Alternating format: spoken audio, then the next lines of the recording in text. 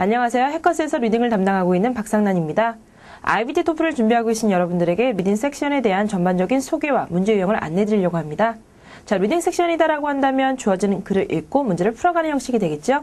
이처럼 읽으라고 주어지는 글을 우리가 지문이라고 한다면 IBT 리딩 섹션에서는 총 3개의 지문이 주어지고 각 지문당 12개에서 14개의 문제가 제출이 되고 있습니다. 하나의 지문을 읽고 문제를 푸는데 소요되는 시간은 20분이 주어지고요. 여러분들은 총 60분이라는 시험 시간을 갖게 되시는 겁니다. 자, 이러한 것이 리딩 섹션의 기본 포맷이라고 한다면 가끔은 2개의 지문이 더 추가돼서 긴 형식의 리딩 섹션을 풀어보시는 분도 계실 거예요. 자, 2개의 지문이 추가됐으니까 총 시험 시간은 100분이 주어지고요. 총점은 동일하게 30점으로 처리가 됩니다. 자, 이러한 글과 관련해서 어떠한 의도를 가지고 문제가 제출되고 있는지 문제 유형을 살펴내려가 보도록 할게요. 첫 번째 문제 유형입니다. Fact and Negative Question이죠. 지문에서 주어진 정보와 일치하는가 혹은 일치하지 않는가라고 물어보는 정보 확인 문제가 됩니다. 지문당 3개에서 4개 정도가 제출이 되고 있고요. 여러분들이 이러한 문제 유형을 아주 효과적으로 대비하기 위해서 꼭 기억하셔야 될 점은 자, 우리가 주어진 정보의 그대로의 모습으로 보기번에 똑같이 제시되는 건 아니라는 겁니다.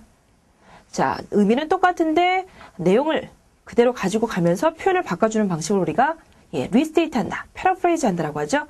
이런 리스테이트나 패러프레이즈를 하는 가장 손쉬운 방법이 무엇이겠습니까? 그렇죠. 같은 동요를 가지고 바꿔치기 해주는 것이 되겠죠. 그래서 여러분들이 이러한 첫 번째 문제 유형인 Fact and Negative Question 문제의 실질적인 정답률을 끌어올리시기 위해서는 탄탄한 어휘력이 뒷받침이 되어야 된다는 거 꼭 기억해 주세요. 자, 두 번째 문제 유형입니다. Vocabulary Question이 되겠는데요. 문맥에서 쓰이고 있는 그 단어에 가장 가까운 뜻을 가진 단어가 보기번 4개 중에 무엇입니까? 라고 물어보는 동요 문제입니다. 역시나 지문당 3개에서 4개 정도가 출제가 되고 있으므로 여러분들의 가장 기본적인 정수 확보 영역이 되어야 되겠죠? 자, 이렇게 살펴본 2개의 문제 유형을 통해서 여러분들은 리딩 섹션에서 단어가 가진 힘이 얼마나 막강한지를 실감하셨을 겁니다. 자, 세 번째 문제 유형은 지시어, reference question입니다. 대명사나 관계대명사가 가리키고 있는 지칭하고 있는 앞에 정확한 연결어가 무엇입니까? 라고 물어보는 그런 문제가 되겠고요. 이런 문제는 지문당 1개 정도가 출제가 되고 있습니다. 네 번째 문제 유형은 추론 문제입니다. 자, 추론이라고 하는 것은 지문에서 직접적으로 언급은 되어 있지 않으나 직접적으로 언급된 정보를 근거하셔서 올바르게 결론 낼 수 있는 보기번의 4개 중에 명제가 무엇입니까? 라고 물어보는 문제가 됩니다. 자, 이러한 문제는 지문당 2개 내지 3개가 제출이 되고 있고요. 이러한 문제를 푸실 때 여러분들이 꼭 주의하셔야 될 점은 지문에서 주지도 않은 정보를 끌어다가 판단을 내리시거나 본인이 가지고 있는 사견 혹은 주관적인 의견을 가지고 보기번을 선택해 주시면 안 된다는 거죠. 반드시 지문에서 준 정보에 입각하셔서 답을 도출해 내셔야 된다는 점입니다. 자, 5번째 문제 유형은 작가의 수사학적 의도 문제입니다.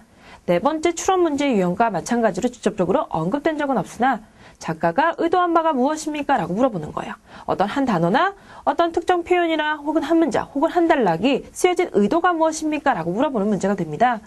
자, 그런데 우리가 수사학적인 의도라고 문제 이렇게 지칭이 되어 있는데요. 수사학이라는 거, rhetoric이라는 거 어떤 의미로 알고 계십니까? 자, 우리 쉽게 한번 접근을 해보도록 할게요. 작가가 전달하려고 하는 중요한 의미를 전달하는 데 있어서 작가는 그것을 좀 더 효과적으로 보여주기 위해서 각종 다양한 방법을 구사하게 됩니다.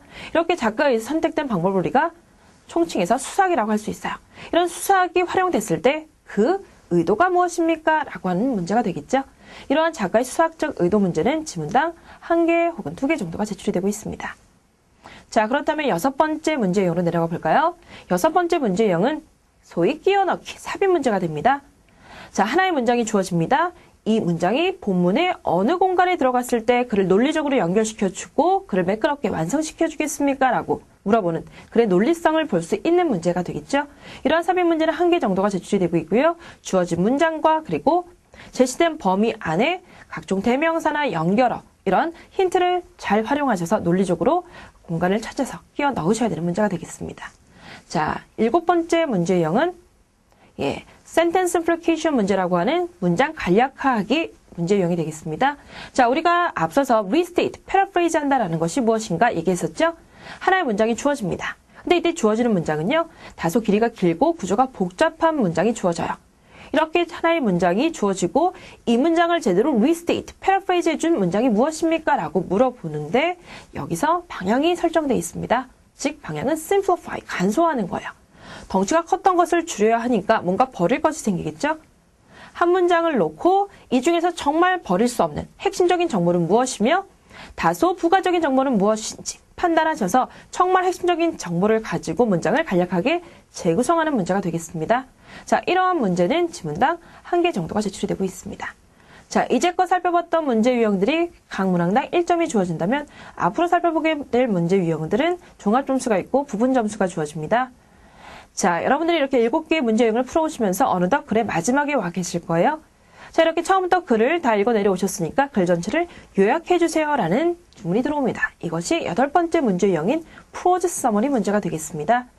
자, 우리가 글을 요약할 때는요, 기준점을 어디에 두느냐, 어떤 형식을 취하냐에 따라 상당히 그 모습이 다양해질 수 있겠죠? 그래서 우리 문제에서는 정확한 규격을 제시해 줍니다. 전체 글을 총 4개의 문장으로 요약해 주세요 라는 거죠. 그리고 더욱더 확실하게 하기 위해서 첫 번째 문장을 주어줍니다. 그러니까 여러분들이 하셔야 될 작업은 보기 번 6개 중에서 서머리에 해당될 수 있는 올바른 문장을 3개 선택해서 채워주시는 그런 문제가 되겠죠. 6개의 보기번 중에서 3개를 다 맞추시게 되면 2점이 주어지고요. 3개 중에서 2개만 맞추시게 된다면 1점. 3개 중에서 하나만 맞추시거나 다 틀리시게 되면 0점이 주어집니다. 자, 이것이 프로즈 서머리 문제였고요. 지문의 맨 마지막 문제 유형으로서 이런 서머리 문제가 주어지거나 아니면 우리가 마지막으로 살펴보게 될 캐러고리 차트 문제가 주어지기도 합니다. 자, 캐러고리 차트 문제는요. 우리 한번 이렇게 예를 들어 보도록 할게요. 어떠한 글이 자, 캐러고리라고 하는 것은 항목이죠. 2개 이상의 항목을 놓고 그 공통점, 차이점, 그리고 각각의 특징에 대해서 설명해 준 글이었다면 지문의 맨 마지막 문제형으로서 이러한 캐러고리별의 특징을 정리해 주세요라고 하는 캐러고리 차트 문제를 제시해 주기도 합니다. 자, 그래서 보기 번 7개 중에서 5개의 특징을 올바르게 다 골라내시면 3점이 주어지고요. 간혹 9개 보기번 중에서 7개를 선택하세요라고 하는 문제가 주어진다면 그것의 총점은 4점이 주어집니다. 이처럼 캐러고리 차트 문제는요. 리딩 세션 전체에서 가장 배점이 높은 점수를 보여주고 있는 문제 유형입니다. 빈도수로 본다면 지문의 맨 마지막 유형으로서 서머리 문제가 이 빈도는 훨씬 더 높습니다.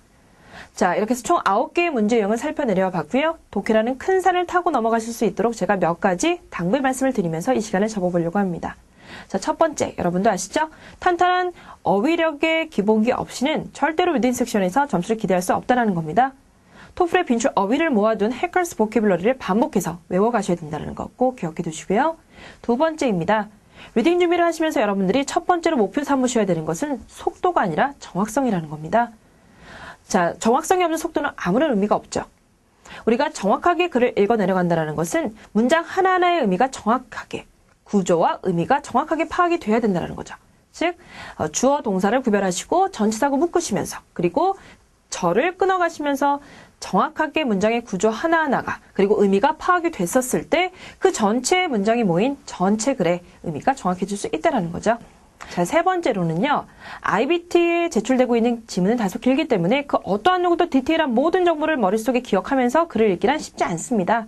그렇기 때문에 여러분들이 각 단락별의 중요한 키워드를 적어서 키입해 두시는 노트 테이킹의 연습을 하신다면 좀 더 효과적으로 긴 글에 대비될 수 있겠고 마지막에 나오는 서머리 문제에 대비될 수 있다는 거죠.